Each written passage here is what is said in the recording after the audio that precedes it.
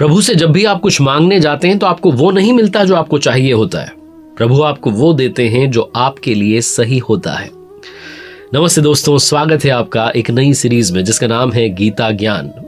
जितनी मेरी समझ है श्रीमद् भगवत गीता की यथार्थ व्याख्या, यथार्थ गीता को पढ़ने के बाद में उसमें से सार समझाने का प्रयास आपको कर रहा हूं, ताकि आपके मन में जिज्ञासा पैदा हो अपने शास्त्र को पढ़ने की। श्रीमद् भगवत गीता के दूसरे अध्याय से क्या सीखा जा सकता है, आज इस वीडियो में सेकंड चैप्टर की बात होगी। इसका नाम सांख्य योग बताया गया, लेकिन स्वामी जी जो हमारे परमहंस स्वामी श्री अड़गड़ानंद जी महाराज हैं, जिन्होंने की यथार्थ गीता लिखी है, वो कहते हैं कि ये सांख्य योग नामक अध्याय नहीं, ये कर्म जिज्ञासा नामक अध्याय है। क्योंकि इस चैप्टर में आपके मन में भी एक जिज्ञासा पैदा होगी कि कर्म आखिर है क्या, जिसके लिए भगवान श्री कृष्ण कहते हैं कर्मण्येवाधिकारस्ते मां फलेषु कदाचन, सिर्फ कर्म करो, फल की चिंता मत करो। वो कर्म कौन सा है?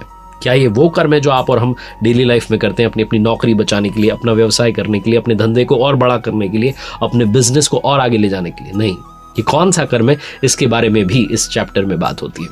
इस अध्याय की शुरुआत होती है जब धनुर्धर अर्जुन शोक कर रहे होते हैं, कह रहे होते हैं कि अगर मैं युद्ध करूंगा तो मुझे दुख प्राप्त होगा, अपनों को मार करके कैसे सुख प्राप्त हो सकता है।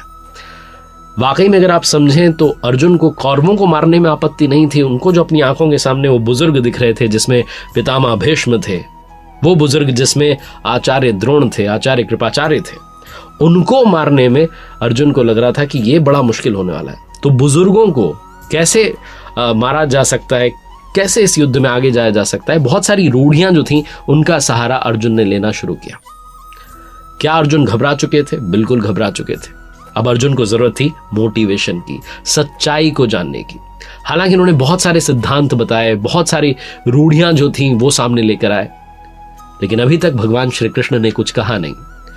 वो इसी दूसरे अध्याय में अर्जुन की उन तमाम रूढ़ियों को मिटाने की कोशिश करते हैं, अर्जुन को बताने की कोशिश करते हैं कि सत्य क्या है और मिथ्या क्या है। वो क्या है जो हमेशा शाश्वत रहने वाला है, जो आज में है वो कई बार मिथ्या होता है, क्योंकि वो कल नहीं था और ना ही आने वाले कल में होगा। जो वर्तमान है वो सिर्फ मिथ्या है, क्योंकि ना तो वो पास्ट है, ना वो फ्यूचर में रहने वाला है, वो मिट जाने वाला है, वो समय के साथ चला जाने वाला है। लेकिन कोई है जो शाश्वत रहने वाला है। वो क्या है, वो भगवान श्री कृष्ण इस अध्याय में बताते हैं। और अर्जुन जो है, जब उन्हें समझ में आता है कि मैं बहुत सारी रूढ़ियों में घिर गया हूं, मेरे सामने जीवन की सबसे बड़ी चुनौती आ गई है, तो अर्जुन जो है वो भगवान श्री कृष्ण से कहते हैं शिष्यस्ते अहम शाधि माम त्वाम प्रपन्नम। जीवन में जब आप तमाम चुनौतियों में घिर जाते हैं, तब आपको समझ में आता है कि जीवन का वास्तविक अर्थ समझने के लिए मुझे किसी योग्य सदगुरु की आवश्यकता है, किसी आध्यात्मिक गुरु की आवश्यकता है। और अर्जुन के सामने तो साक्षात भगवान स्वयं खड़े थे, इसलिए कह देते हैं अर्जुन शिष्यस्ते अहम शाधि माम त्वाम प्रपन्नम। आइए आगे बढ़ते हैं और इस अध्याय को विस्तार में समझते हैं। जब धनुर्धर अर्जुन एक के बाद एक रूढ़ियां गिनाने लगे, कहने लगे कि बहुत सारा नुकसान होने वाला है, सिर्फ मैं ही नहीं आप भी पाप करने के लिए उद्यत हुए हैं, तो भगवान श्री कृष्ण ने अर्जुन से कहा, श्री भगवान उवाच न त्वेवाहम जातु नासम न त्वम नेमे जनाधिपा न चैव न भविष्यामः सर्वे वयमतः परम। न तो ऐसा है कि मैं यानी कि सदगुरु भगवान किसी काल में नहीं थे, और ना ऐसा है कि तू यानी कि अनुरागी अधिकारी यानी कि अर्जुन किसी और काल में नहीं होंगे, और ना ऐसा है कि जनाधिपाह यानी कि जो अहंकार जनों में पाया जाता है, जो कहीं राजसी प्रवृत्ति के लोगों में आ जाता है कि मैं सबसे बेहतर हूं, ये किसी काल में नहीं पाया जाएगा। ये हमेशा रहने वाला है। वो कहते हैं कि सदगुरु जो हैं, महापुरुष जो हैं, वो हर काल में विद्यमान होते हैं, कई बार लोग उन्हें पहचान नहीं पाते हैं। और अनुरागी जो हैं, जो भक्त है, वो भी सदैव विद्यमान रहता है। इस बात को और आगे समझाते हुए श्री भगवान उवाच कहते हैं भगवान श्री कृष्ण, देहिनो अस्मिन यथा देहे कौमारम यौवनम जरा तथा देहांतर प्राप्तिर धीरस तत्र न मुह्याति। जैसे जीवात्मा की ये जो देह है, जो शरीर है, इसमें हम बच्चे होते हैं, फिर बड़े होते हैं, फिर वृद्ध अवस्था आती है, वैसे ही ये जो आत्मा है अलग अलग शरीरों की प्राप्ति करती चली जाती है। कभी आप बालक थे, फिर धीरे धीरे युवा हुए, फिर आप मर गए, लेकिन क्या आप मर गए? आपका शरीर मर गया, आत्मा वही रही। उस पर नए शरीर की कोई भी लेश मात्र भी दरार नहीं आती। वो जो आत्मा है, वो जो पुरुष है, वो एक ही है।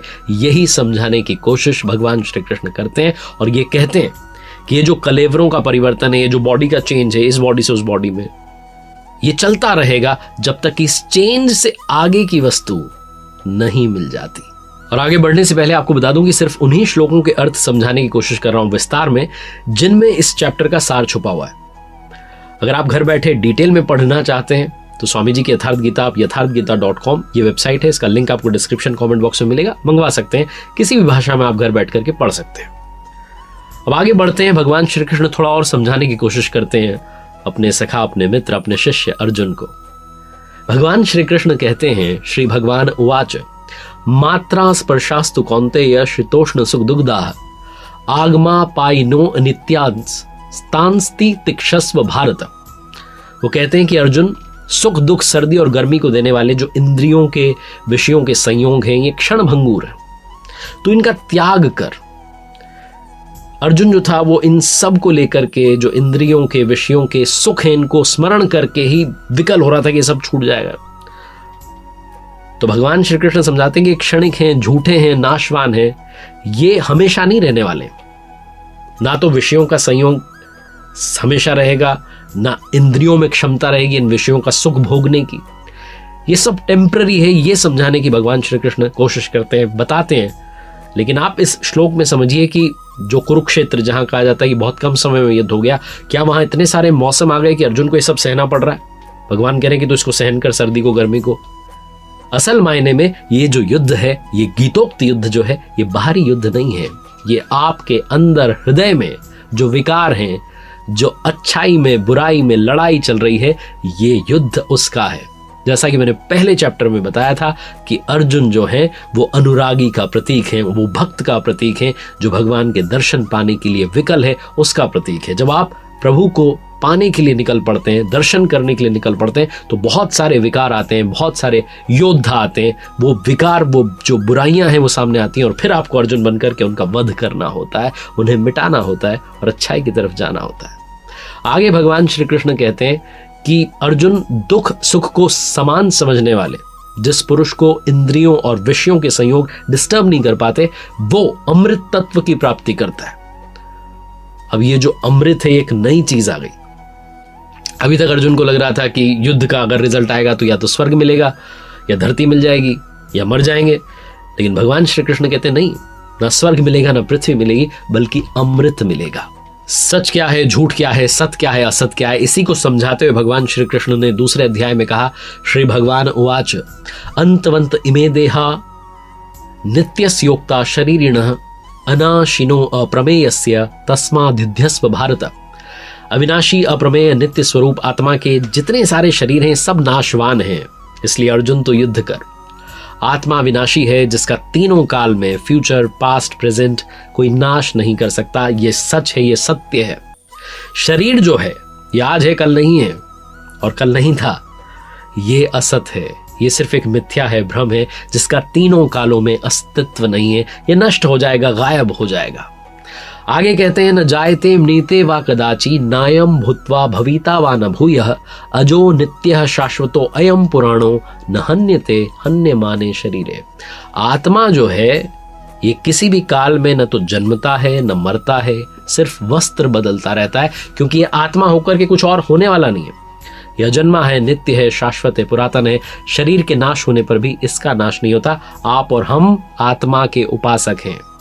इस दुनिया में आप और हम अगर आत्मिक पथ पर चल पड़े हैं तो हम सनातनी बन चुके हैं, क्योंकि ये शाश्वत रहने वाली है। इस दुनिया में जो कोई भी जिस किसी भी धर्म में है, अगर एक आत्मा का उपासक है तो वो सनातन का उपासक है, वो आत्मा का उपासक है। इसी को आगे समझाते हुए भगवान श्री कृष्ण कहते हैं, वासांसी जीर्णानि यथा विहाय नवानि गृह्णाति नरोपराणि तथा शरीराणि विहाय जीर्णा न्यन्यानि संयाति नवानि देहि। जीर्णानि वासांसी, जीर्ण शीर्ण पुराने कपड़ों को त्याग करके, जैसे हम नए कपड़े पहन लेते हैं, ठीक वैसे ये जो जीवात्मा है, जो आत्मा है, ये शरीरों को त्याग करके दूसरे नए शरीर को धारण कर लेती है। आप कहेंगे जीर्ण यानी कि खराब होने पर, अगर नया शरीर धारण करना है तो बच्चे क्यों मर जाते हैं? वो तो आते से ही मर जाते हैं, कई बार एक दिन में बच्चा मर जाता है। ये जो वस्त्र है इसको तो और डेवलप होना चाहिए था, ये खराब होता, जीर्ण होता, फटने लगता, तब शायद मृत्यु होनी चाहिए थी, ऐसा लोग सोचेंगे। स्वामी जी यथार्थ गीता में कहते हैं कि जब संस्कार जीर्ण होने लगते हैं ना तो शरीर छूट जाता है। शरीर हमारा संस्कारों पर आधारित है। अगर आपके संस्कार अगले पल के नहीं है तो आपको कोई रोक नहीं सकता, आप चले जाएंगे। एक श्वास ज्यादा नहीं जी सकता।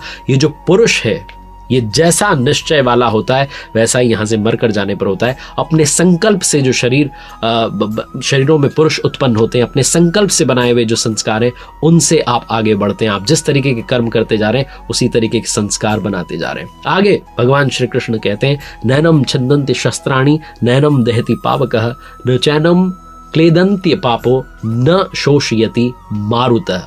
इसके बारे में भगवान श्री कृष्ण कहते हैं कि इस आत्मा को शस्त्र भी नहीं काट सकते, अग्नि इसको जला नहीं सकती, जल इसे गीला नहीं कर सकता, वायु इसे सुखा नहीं सकती। ये अछेद्य है, इसको छेदा नहीं जा सकता। ये अदहाय है, इसको जलाया नहीं जा सकता। ये अक्लेद्य है, इसको गीला नहीं किया जा सकता। आकाश इसे अपने में समाहित नहीं कर सकता। ये सर्वव्यापक है, अचल है, स्थिर रहने वाली है और सनातन है। अर्जुन ने कहा था कुल धर्म सनातन है। भगवान श्री कृष्ण दूसरे अध्याय में समझाते हैं कि आत्मा सनातन है। अगर तुम आत्मा के उपासक बनते हो तो तुम सनातन के उपासक बनोगे, सही रास्ते पर चल निकलोगे। अब अगर आप मान लीजिए किसी से कहते हैं कि ये काम करना है तो आप उसे उसके फल के बारे में बताते हैं कि भाई ये काम करोगे तो ये तो मिल ही जाएगा तुम्हें, तो थोड़ा सा मोटिवेशन जो है चाहिए होता है, रिवॉर्ड्स बताने होते हैं। तो भगवान श्री कृष्ण भी अपने शिष्य अर्जुन को मोटिवेट करते हैं, कहते हैं कि हतो वा प्राप्स्यसि स्वर्गम जित्वा वा भोक्ष्यसे महीम तस्मादुत्तिष्ठ कौन्तेय युद्धाय कृतनिश्चय। इस युद्ध में युद्ध करते करते मर जाते हो तो स्वर्ग प्राप्त करोगे, और अगर जीत जाते हो युद्ध करते करते तो महामहिम की स्थिति प्राप्त करोगे। इसको थोड़ा डिफाइन करता हूं। लोगों को ऐसा लगता है कि आकाश में स्वर्ग है। लोग ये मानते हैं कि आकाश में कहीं स्वर्ग है, वहां हमें जगह मिल जाएगी। नहीं, हमारे स्वामी जी यथार्थ गीता में कहते हैं कि स्वर में विचरने की क्षमता रहेगी। स्वर्ग जो है उसका मतलब है कि आप स्वर में विचरण करने की क्षमता प्राप्त कर लोगे। ध्यान में जब बैठो तो ध्यान लगा पाओ, ये क्षमता, ये कैपेबिलिटी आपकी आ जाएगी। ये भगवान श्री कृष्ण अर्जुन से कह रहे हैं कि तुम स्वर्ग प्राप्त करोगे अगर इन विकारों के साथ जो युद्ध लड़ रहे हो, काम क्रोध लोभ मोह के साथ में, अगर इस युद्ध में तुम हार जाते हो तो इतना तो है कि तुम इस सही रास्ते पर चल करके उतनी ताकत पालोगे कि स्वर्ग में विचरण कर पाओगे। और अगर मान लो जीत जाते हो तो महामहिम, महान ब्रह्म की जो उपाधि है वो जो स्थिति है जिसे मोक्ष कहते हैं वो प्राप्त कर लोगे। अब आगे बढ़ते हैं और दो तरह की जो बुद्धि है, जो दो तरह का योग है जिसके बारे में श्रीमद् भगवद गीता में कहा गया उसके बारे में बात करते हैं। श्री भगवान उवाच एषा ते अभिहिता सांख्ये बुद्धिर्योगे त्विमां शृणु बुद्ध्या युक्तो यया पार्थ कर्म बंधम प्रहास्यसि। वो कहते हैं कि ये जो बुद्धि, जो अभी अभी मैंने कहा आपको कि स्वर्ग प्राप्त कर लोगे और महामहिम की स्थिति, जीतने पर हारने पर स्वर्ग, ये ज्ञान योग मैंने आपको कहा। कौन सी बुद्धि दी? कि यही कि युद्ध करना है। युद्ध यानी कि कर्म करना है, कर्म यानी कि ध्यान करना है। ये सब आगे डिफाइन होगा। और ज्ञान योग में सिर्फ इतना है कि अपनी स्थिति को आप उसका आंकलन कर लें, एनालाइज कर लें कि अभी यहां पर खड़ा हूं, यहां पहुंचना है, यहां से यहां की दूरी तय करनी है, लाभ हानि इसमें है, ये सब आप डिफाइन कर लें। ये जो है ये ज्ञान योग होता है। लेकिन अब दूसरे योग की बात करते हैं। भगवान श्री कृष्ण कहते हैं कि अब तुझे निष्काम कर्म योग के बारे में बताता हूं। नेहा भी क्रमनाशो अस्ति प्रत्यवायो न विद्यते स्वल्पमप्यस्य धर्मस्य त्रायते महतो भयात। निष्काम जो कर्म है, निष्काम कर्म योग, जिसमें सिर्फ कर्म करना है, फल की चिंता नहीं करनी है, उसमें बीज का नाश नहीं होता। आप सिर्फ चल दें तो प्रकृति में कोई क्षमता नहीं, ऐसा कोई अस्त्र नहीं कि उस सत्य को मिटा दे। कुछ समय के लिए पर्दा डल सकता है लेकिन वो पर्दा फिर से हट जाएगा। आप अगर एक बार सही रास्ते पर आ गए तो आप अनेक जन्म संसिद्ध स्ततो याति पराम गतिम। छठे अध्याय में भगवान श्री कृष्ण कहते हैं कि कर्म अगर एक बार उसका बीज अगर डल गया तो बहुत सारे जन्मों के बाद में वहां जाकर के खड़ा कर देता है, जिसे परम धाम कहते हैं, जिसे मोक्ष कहते हैं। बहुत सारे लोगों को लगता है कि ज्ञान योग में तो अहम ब्रह्मास्मि, बस यही मान लेना है। ऐसा नहीं है। ये दोनों जो योग हैं, दोनों में ही आपको कर्म करना है, दोनों में ही आपको युद्ध लड़ना है, दोनों में ही आपको ध्यान करना है। और अब मैं आपको वो श्लोक बताता हूं जिसके बारे में बहुत लोगों ने बात की है। अलग अलग जगहों पर इसे कोट किया जाता है, लेकिन यथार्थ इसका मतलब क्या है, इसकी व्याख्या क्या है? श्री भगवान उवाच कर्मण्येवाधिकारस्ते मा फलेषु कदाचन मा कर्म फल हेतुर्भुर्मा ते संगो अस्त्व कर्मणि। हे अर्जुन, तेरा कर्म करने में अधिकार है, फल में नहीं। ये कई बार आपने सुना होगा कि सिर्फ कर्म पर ध्यान दीजिए, फल पर नहीं। लेकिन ये जो श्लोक है, ये जो बात है, ये कही गई है निष्काम कर्म योग के बारे में। निष्काम कर्म योग के बारे में कहा गया कि सिर्फ कर्म करने पर ध्यान दो, फल की चिंता मत करो, उस पर मुझे छोड़ दो। मेरे बारे में सोचना शुरू करोगे, उसके बाद भूल जाओ, फल तुम्हें मिलेगा। ये बताने की कोशिश की गई है, ना कि हर कर्म के बारे में यहां बात हो रही है। बहुत सारे लोग इस कोट को बहुत जगहों पर लगाते हैं, बोलते हैं कि कर्म करो, फल की चिंता मत करो। सांसारिक मोह माया के जो काम आप कर रहे हैं, जो बिजनेस आप चला रहे हैं, आप नौकरी कर रहे हैं, वहां आपको फल की चिंता करनी होगी। फल की चिंता नहीं करेंगे तो शायद आप अच्छा काम नहीं कर पाएंगे, अपने आप को, अपने स्किल्स को सुधार नहीं पाएंगे। लेकिन यहां भगवान श्री कृष्ण अपने शिष्य अर्जुन से कहते हैं, सखा से कहते हैं कि हे अर्जुन, कर्म करने में अधिकार रखो, फल की चिंता मत करो। और साथ में भी कहते हैं कि अकर्म में, यानी कि कर्म नहीं करना है, इसमें आसक्ति पैदा मत करो कि मैं तो कर्म ही नहीं करूंगा, सब कुछ आप पर छोड़ दूंगा। ऐसा नहीं है, तुम्हें सिर्फ कर्म करना है, तुम्हें सिर्फ ध्यान करना है, फल की चिंता नहीं करनी है कि मुझे महामहिम की स्थिति मिलेगी, स्वर्ग मिलेगा, वो सब मुझ पर छोड़ दो। ये भगवान श्री कृष्ण कहते हैं कि जब आपने ध्यान करना शुरू किया निष्काम कर्म योग के जरिए, इस माध्यम से, तो फिर आप फल की चिंता मत करो। ये इस श्लोक का यथार्थ सार है। अब आगे बढ़ते हैं और आपको समझाने की कोशिश करता हूं कि किस काल में, किस समय पर वो वैराग्य जो है वो प्राप्त होता है, वो स्थिर बुद्धि आती है। तो इसके बारे में भगवान श्री कृष्ण कहते हैं, श्री भगवान उवाच यदा ते मोह कलिलम बुद्धिर व्यतीत त्रिष्यति तदा गंतासि निर्वेदम श्रोतव्यस्य श्रुतस्य च। जिस समय में जो भी साधक है, जो भी उस रास्ते पर चला है, उसकी बुद्धि जो मोह वाला दलदल है उसे पार कर लेती है, बिल्कुल भी मोह नहीं रह जाता, न परिवार में, न प्रतिष्ठा में, न धन में, सबसे लगाव टूट जाता है। उस समय जो सुनने योग्य बातें हैं, जो चलने योग्य रास्ता है, उसके बारे में समझ डेवलप होती है, वैराग्य को प्राप्त होने लगता है, उसे आचरण में ढालने की बात आने लगती है। इसीलिए भगवान श्री कृष्ण कहते हैं कि जब मनुष्य मन में जितनी भी कामनाएं हैं उन्हें त्याग देता है, तब जाकर के वो आत्मा का दिग्दर्शन कर पाता है, आत्माराम बन पाता है। लेकिन साथ में उसे चेतावनी भी देते हैं अपने शिष्य को।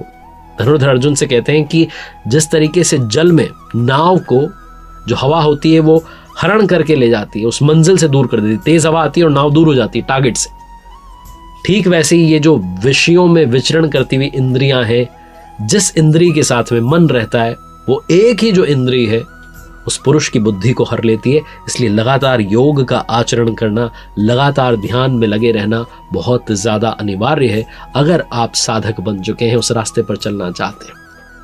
और आखिरी में भगवान श्री कृष्ण कहते हैं कि किस तरीके के मनुष्य मुझे प्रिय हैं। वो बताते हैं कि विहाय कामान्यः सर्वान् पुमांश्चरति निस्पृहः निर्ममो निरहंकारः स शान्तिमधिगच्छति। जो पुरुष संपूर्ण कामनाओं को त्याग करके, इच्छाओं को त्याग करके, निर्ममः, मैं और मेरे के ये जो भाव है इसको छोड़ करके, अहंकार को छोड़ करके अपने जीवन में योग साधना को बरतता है, वो उस परम शांति को प्राप्त होता है, जिसके बाद में कुछ भी पाना शेष नहीं रह जाता है। तो जो दूसरा अध्याय है, जिसे सांख्य योग नाम दिया गया, यथार्थ गीता में आप पढ़ेंगे और समझेंगे कि इसका नाम कर्म जिज्ञासा क्यों होना चाहिए। क्योंकि इस अध्याय के अंत में आते आते आपके और हमारे मन में वो इच्छा, वो जिज्ञासा पैदा हुई है कि आखिर ये कर्म क्या है, जिस पर चल करके, जिस रास्ते पर चल करके प्रभु के दर्शन प्राप्त किए जा सकते हैं, आत्मा को परमात्मा बनाया जा सकता है। अगले हफ्ते, अगले बुधवार को सुबह 9:30 बजे कोशिश करूंगा तीसरे अध्याय के बारे में आपको बताने की। आज के लिए गीता ज्ञान के दूसरे अध्याय में इतना ही। प्रभु की कृपा आप सभी पर सदैव बनी रहे।